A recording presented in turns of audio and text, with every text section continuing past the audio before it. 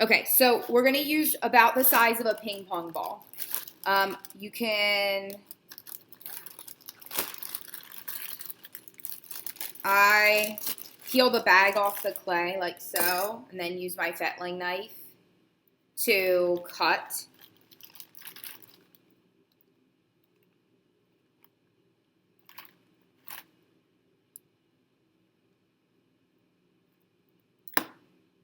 About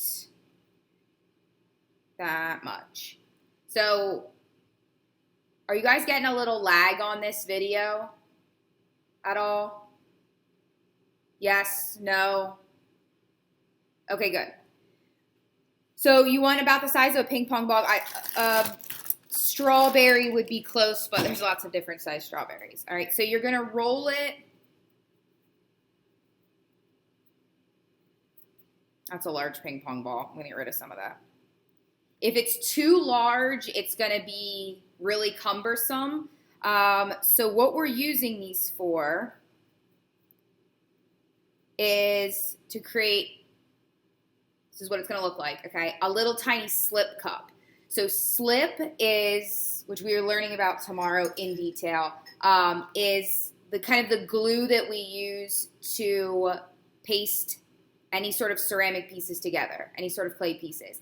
It is so essential, that and scoring, to stuff not falling apart. If you have ever felt frustrated, which I hear reports from the middle school that things fall apart, and it is because of not scoring and not slipping. It is the most essential thing to the entire process of ceramics.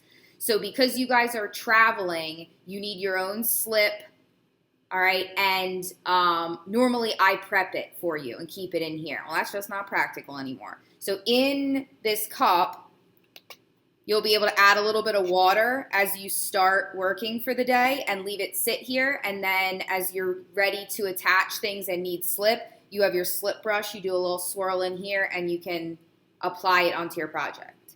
And then this will just travel with you and be part of your kit. It'll dry out and that's fine. But it's going to be your slip, which yay for me, I don't have to manage slip containers anymore. All right, so for the pinch pot itself, you've taken your ping pong ball size of clay. I still feel like that's a little much. All right, you've rolled it into a nice ball. This step is deceivingly important, okay? If you start with a nice round sphere, it makes your finished pinch pot edges much more even, which is what we're going for. We're going for even walls, even edges, okay, and a smooth surface. Even is key because even projects that are the appropriate thickness don't blow up. And right now we are in goal, our only goal is just don't blow it up. All right? And I'll talk more about that in depth tomorrow, but it really damages my kilns and also other people's projects. And you don't want to get a pile of shards back. All right, so I use my non-dominant hand to pinch. That's just what I do, but it doesn't matter which way you do it. So you're going to hold the ball of clay in one hand, and you're going to pinch with one hand. This is not a two-pinch job. You're going to just take ladies, if you have long fingernails, I would just cut them off. Mine are too long, and it's not worth the hassle. All right, so you're going to push your thumb down about halfway into that ball of clay, okay? And then we're pinching and turning. But when you think about pinching, you're using this fatty part of your fingertips and your thumb. You don't want to use the side of your finger. So none of this pinching stuff. It's like even hard for you to see me do it. So if you're doing it like sideways with your fingers out, no.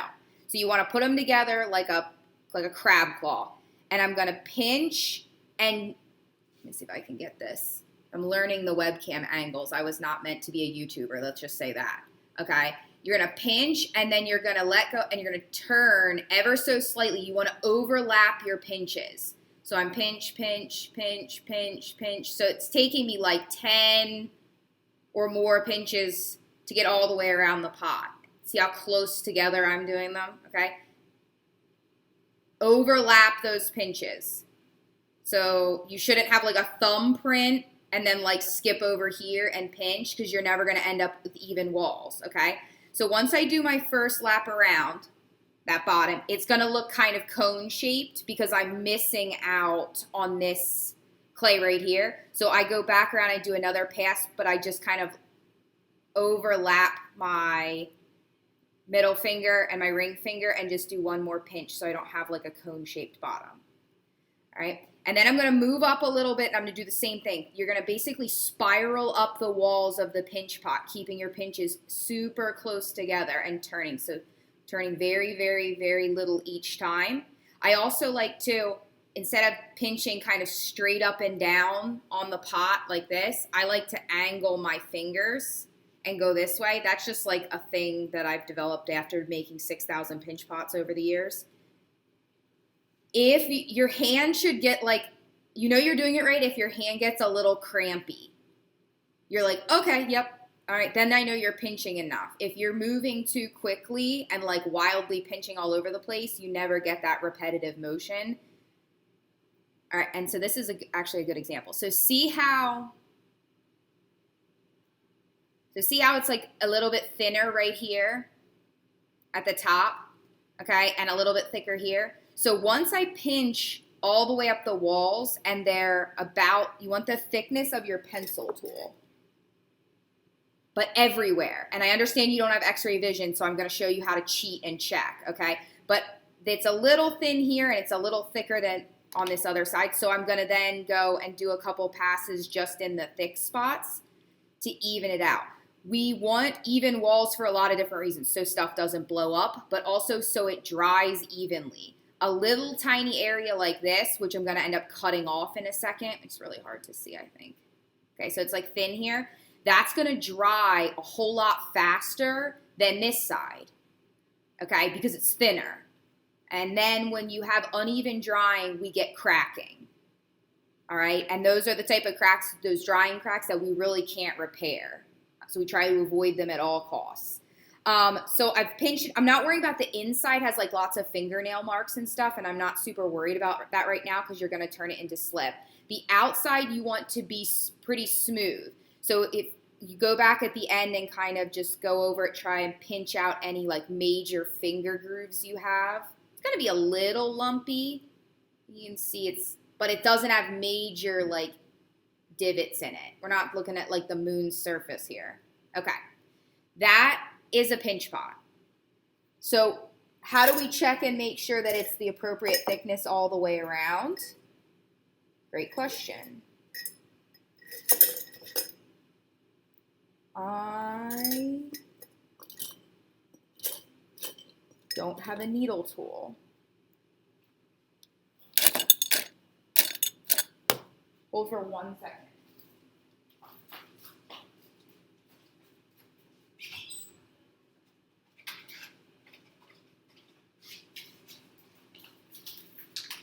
Okay, so as you're learning to work with clay, thickness is really hard, okay? Especially in areas that you can't see. It's easy at the top edge because I can see that. I can visually assess that it is all even. But what about the area like down here, okay?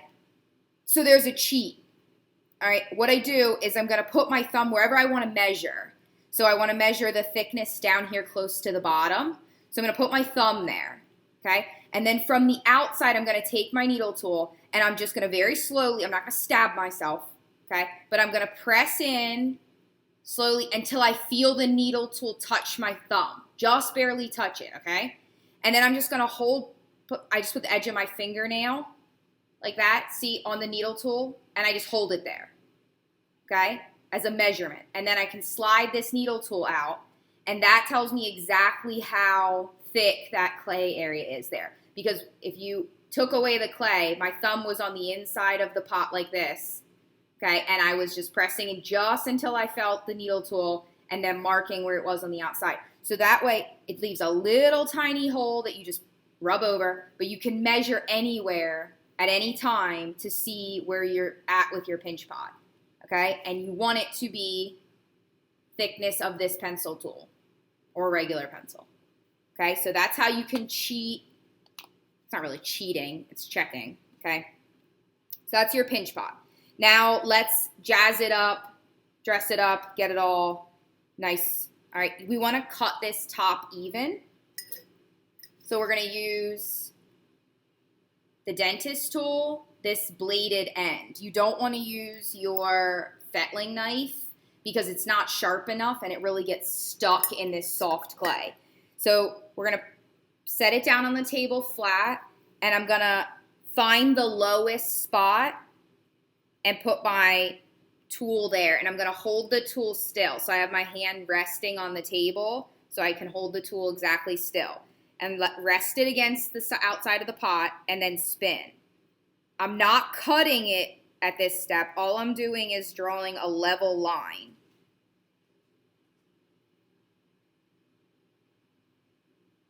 Like that, all the way around, that I can cut along. They're two separate steps. If you try and cut and draw at the same time, trust me, it'll be worse. All right, now I'm going to cut. So I'm going to take the same tool and I'm just going to follow along that line. I do little sections at a time and peel them off. That's how I like to work. Also, keep in mind, I'm working suspended in midair because of the webcam situation. You would likely be working on the edge of the table like this.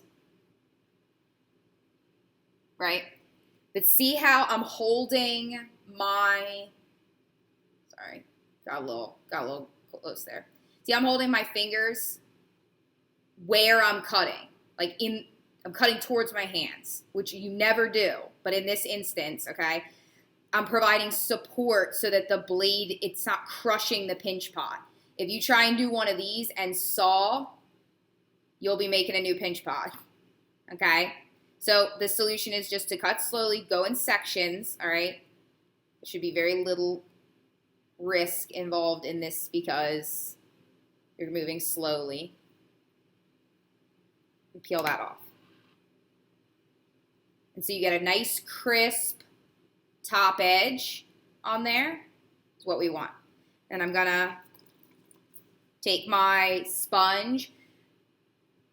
You don't use water for this step except for this top edge, which you could even do just with your finger because the clay is so soft, because it's really easy to add way too much water. And once the surface of the clay gets like slippy or tacky, the only solution is to stop and let it dry out for a little bit and come back to it. All right. And it's not ideal for our situation. All right. Last thing, two things. You can use your extra clay that you cut off the top. Only this bit that you cut off the top. Do not get any more clay out of the bag because that's the clay for your first project and that is all you have. All right, and I just rolled another ball of clay and flattened it to use as my foot, like this. So that when I'm using the little pot, it doesn't fall over. You don't have to do that step if you don't want to, but you do have to flatten the bottom of the pinch pot so that it doesn't roll around on the table when you're using it. So you can do that by pressing it into the table and creating a flat area on the bottom. All right, and then the outside of it is yours to decorate. So I am asking that you decorate it partially because I want you to get some experience with some of the other tools in your kit. So when I say decorate, you're not adding anything to the outside of the pot because you don't have any more clay. You've used it all. So what you're doing is surface decoration. So you're manipulating the surface of the pot. You're carving it. You can press into it. All right. Each of your tools, each end will make a different mark if you press repeatedly into the surface. So you're testing out all your tools and all the different marks you can make and patterns you can make. You can draw your name. Actually, I would strongly suggest carving your name in the outside of it because there's going to be one of these for everybody, and this is yours. So you've got 140 some more days with this pinch pot. All right, so make it cute. and make it something you want to work with every day. The last thing I'll say, I swear, and then I'll be done. For drawing in the clay, I would not use a needle tool because it will make a ton of crusties. Pencil tool is better. This needle or this hook end of your dentist tool is a little bit trickier to control, but gives you like a really nice line when you carve with it. All right. Remember that this little blue brush, I go take a little bit of water on it and brush over anything that looks like rough or crusty or sharp, and that'll make it look nice and beautiful and smooth. That part's not necessary, but you're feeling around with the clay and getting an idea of what tools you have and what it does and that kind of stuff. We're going to go into detail a lot more in the next week.